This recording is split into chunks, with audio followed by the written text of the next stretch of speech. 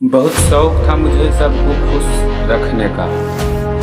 होश तब आया जब खुद को जरूरत के वक्त अकेला पाया।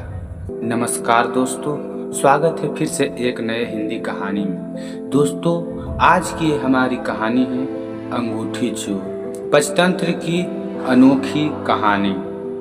महाराज कृष्णदेव राय एक कीमती रत्न जड़ित अंगूठी पहना करते थे। जब भी वह दरबार में उपस्थित होते तो अक्सर उनकी नज़र अपनी सुंदर अंगूठी पर ही जाकर टिक जाती थी। राजमहल में आने वाले मेहमानों और मंत्रीगणों से भी वह बार बार अपनी उस अंगूठी का जिक्र किया करते थे। एक बार राजा कृष्णदेव राय उदास होकर अपने सिंहासन पर बैठे थे। तभी तेनालीराम वहां से आ पहुंचे।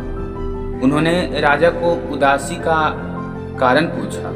तब राजा ने बताया कि उनकी पसंदीदा अंगूठी खो गई है। तभी राजा ने बताया उनकी पसंदीदा अंगूठी खो गया है और उन्हें पक्का शक है कि उसे उनके 12 अंगरक्षकों में से किसी एक ने चुराया है। चूंकि राजा कृष्णदेव राय का सुरक्षा घेरा इतना चुस्त होता था कि कोई चोर उचक्का या सामने व्यक्ति उनके नजदीक नहीं आ सकता था। तेनालीराम ने तुरंत महाराज से कहा कि मैं अंगूठी चोर को बहुत जल्द पकड़ लूंगा। यह बात सुनकर राजा कृष्णदेव राय बहुत प्रसन्न हुए। उन्होंने तुरंत अपने अंगरक्षकों को बुलवाया। तेनालीराम बोले, राजा की अंगूठी आप 12 अंगरक्षकों में से किसी एक ने चुराई है, लेकिन मैं इसका पता बड़ी आसानी से लगा लूंगा।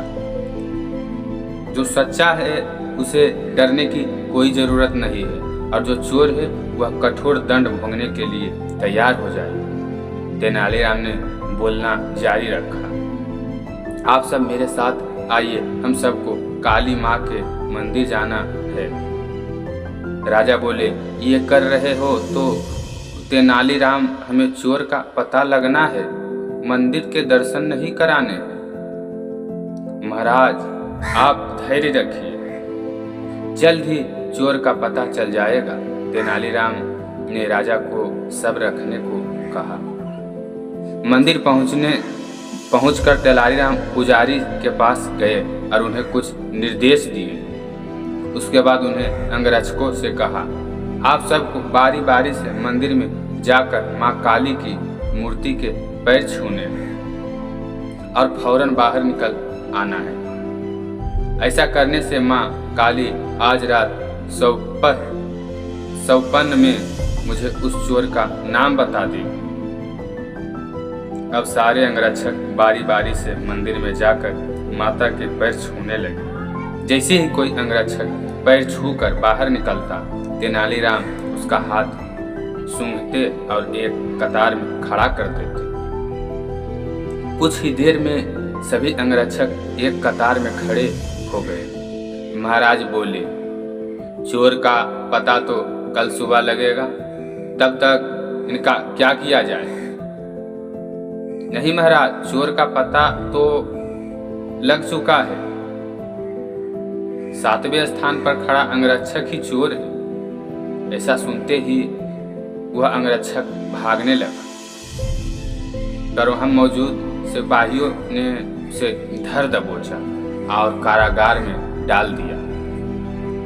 राजा और बाकी सभी लोग आश्चर्यचकित थे कि तेनालीराम ने बिना सौपन देखे कैसे पता कर लिया कि चोर वही है। तेनालीराम सबकी जिज्ञासा शांत करते हुए बोले, मैंने पुजारी जी से कहकर काली माँ के पैरों पर तेज सुगंधित इत्र छिड़कवाया था, जिस कारण जिसने भी माँ के पैर छुए उसके हाथ में वही सुगंध आ गई। लेकिन जब मैंने 7वें अंगरक्षक के हाथ महके तो उनमें से कोई खुशबू ही नहीं थी। उसने पकड़ने जाने के डर से माँ काली की मूर्ति के पैर छुए ही नहीं। इसलिए यह साबित हो गया है कि उसकी मन में पाप था और वह चोर है। राजा कृष्णदेव राय एक बार फिर तेनालीराम की बुद्धिमत्ता से कायल हो गए और उन्हें स्वर्ण मुद्राओं से सम्मानित किया। दोस्तों, आज की सीख भरी कहानी यही तक। कल मिलते हैं एक और नई हिंदी कहानी के साथ। यदि आपको यह अच्छा कहानी लगा, हमारे चैनल से जुड़ने के लिए इसे सब्सक्राइब करें और बेल आइकन को दबाएं ताकि आप तक सबसे पहले नोटिफिकेशन पहुंच सके। धन्यवाद। मिलते हैं कल एक और कहानी के साथ।